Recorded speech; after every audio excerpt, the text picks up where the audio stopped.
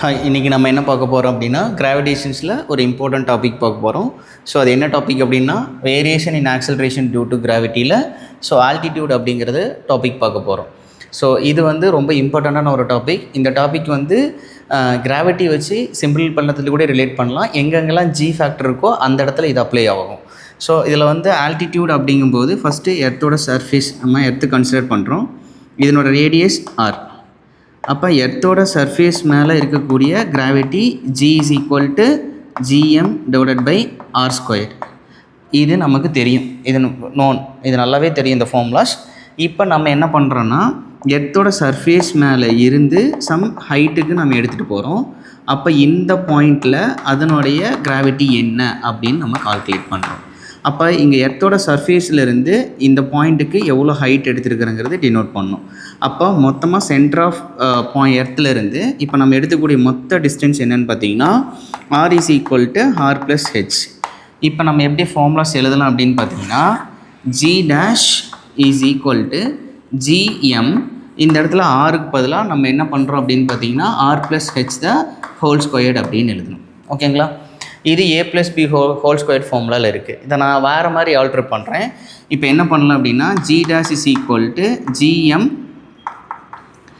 Divided by R squared into R square divided by R plus H the whole ஸ்கொயர்னு எழுதுகிறேன். ஓகேங்களா? அப்போ இந்த ஜிஎம் டிவைடட் பை ஆர் ஸ்கொயர்டுங்கிறது ஜி ஃபேக்டராக எழுதிக்கலாம். அப்போ ஜி இன்ட்டு இப்போ எப்படி எழுதலாம்னா R divided by R plus H the காமனாக ஸ்கொயர் பண்ணிக்கலாம்.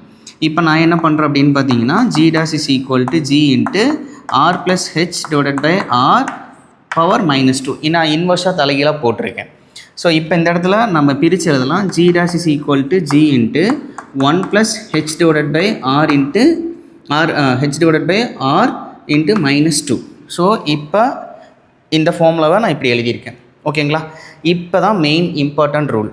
இது என்னென்னா இது ஒரு சிம்பிள் கால்குலேஷன்ஸ்க்காக பைனாமியல் தியரம் யூஸ் பண்ணுறேன். இங்கே பைனாமியல் தியரம் எதுக்காக யூஸ் பண்ணுறோம் அப்படின்னா இங்கே ஹெச்ங்கிறது நியூமரேட்டரில் இருக்குது, ஆருங்கிறது டினாமினேட்டரில் இருக்குது. அப்போ இங்கே கம்பேர் பண்ணணும். இப்போ இந்த ரெண்டு பாயிண்ட்டையும் கம்பேர் பண்ணும்போது H is very very less than ஆராக இருந்துச்சுன்னா அப்போ வேல்யூ 1 கம்மியாக இருக்கும், லெஸ் தென் 1 ஃபேக்டராக இருக்கும். அப்போ அதன் எக்ஸ்பொனென்ஷியல் பவர் கேன்சல் பண்ணுறதுக்காக பைனாமியல் தியரம் யூஸ் பண்ணுறேன். அப்போ 1 plus X power minus n is equal to 1 minus nx power அந்த ஃபார்முலாஸை யூஸ் பண்ணுறேன். அப்போ g dash is equal to g into 1 minus 2h divided by r அப்படிங்கிற வேல்யூஸ் நமக்கு வந்துருச்சு. Neglect பண்ணதுக்கப்புறம் பைனாமியல் தியரம் யூஸ் பண்ணி ஃபைனலாக நம்ம கொண்டு வந்துட்டோம். இப்போ இந்த ஜியோட வேல்யூ எப்படி இருக்கும், ஜி டேஷோட வேல்யூ எப்படி இருக்குன்னா இங்கே ஜியிலிருந்து தான் இந்த 2h divided by r factor minus ஆகும். அப்போ இருக்கிறதுலையே ஜியோட வேல்யூ தான் அதிகமாக இருக்கும், ஜி டேஷோட வேல்யூ கம்மியாக இருக்கும். எஸ், இது ஒரு இம்பார்ட்டன்ட் ரூல். இப்போ தென் இதுக்கப்புறம் நம்ம என்ன பண்ணணும் அப்படின்னா இந்த ஃபார்முலாவை எப்போ யூஸ் பண்ணணும், இப்போ இந்த ஃபார்முலாவை எப்போ யூஸ் பண்ணணும் அப்படின்னா இது above 5% of radius of earth. அப்போ மேக்ஸிமம் அப்போ உங்களுக்கு என்னென்னா 320 கிலோமீட்டருக்கு எபோவ் 320 கிலோமீட்டருக்கு மேலே தான் இந்த ஃபார்முலா யூஸ் பண்ணணும். இப்போ இந்த ஃபார்முலா எப்போ யூஸ் பண்ணணும்னா லெஸ் தென் 5% அப் டு 320 கிலோமீட்டருக்குள்ளே யூஸ் பண்ணணும் அப்படின்னு அர்த்தம். ஓகேங்களா? அப்போ ரேடியஸ் ஆஃப் எர்த் 6400 கிலோமீட்டர்.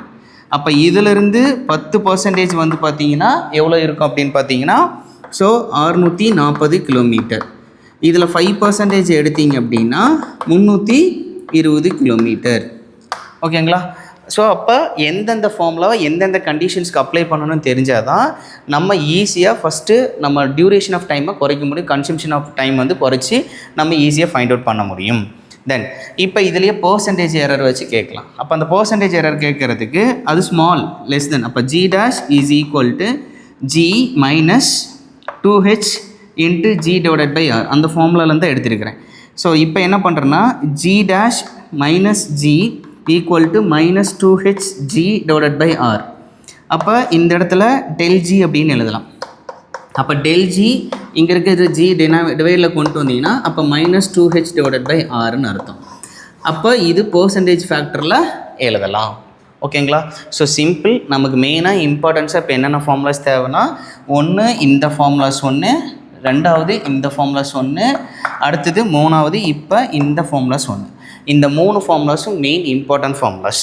எப்போ இந்த ஃபார்முலா யூஸ் பண்ணுங்கிற விஷயம் தெரிஞ்சிச்சுன்னா நம்ம ஈஸியாக கொஷினை சால்வ் பண்ணலாம். இப்போ நம்ம லாஸ்ட்டாக பார்த்த டாப்பிக்லேருந்து நம்ம இப்போ ஒரு சம் பார்க்குறோம். அந்த சம்மோட கொஷின் என்னென்னு பார்த்தீங்கன்னா, at what height above the earth surface will be the acceleration due to gravity 1/9 of its value at the earth surface. Okay, இதுக்கான எக்ஸாக்ட் மீனிங் என்ன சிம்பிளாக சொல்ல போனோம்னா, எர்த்தோட சர்ஃபேஸில் இருந்து acceleration due to gravity 1/9 value வந்து எந்த ஹைட்டில் இருக்கும் அப்படிங்கிறத தான் கால்குலேட் பண்ணணும். ஸோ அப்போ இதுக்கான ஃபார்முலாஸ் என்னென்னு பார்த்தீங்க அப்படின்னா, g dash is equal to g divided by 1 plus h divided by r the whole squared. ஓகேங்களா. சரி, இப்போ இந்த g டேஷோட வேல்யூ தான் அப்போ ஆக்சலரேஷன் டியூ டு கிராவிட்டி 1/9. அப்போ g by 9 is equal to g divided by 1 plus h divided by r the whole squared. அப்போ g cancel ஆயிரும். அப்போ 1/9 is equal to 1 divided by 1 plus h divided by r the whole squared. இப்போ ரெண்டு பக்கமும் square root எடுத்திங்கன்னா அப்போ என்ன கிடைக்கும் அப்படின்னா 1/3 is equal to 1 divided by 1 plus h divided by r ன்னு கிடைக்கும். ஸோ அப்போ ஈக்குவல் பண்ணிங்கன்னா அப்போ 1 plus h divided by r is equal to 3. இந்த 1 அந்த சைடு போயிடுச்சு அப்படின்னா h is equal to 3 minus 1. ஓகேங்களா. அப்போ h is equal to 2rன்னு கிடைக்கும். ஸோ இப்போ ஆரோட வேல்யூ வந்து 6400 கிலோமீட்டர். அப்போ 2 into 6400 kilometre is equal to 12800 kilometre.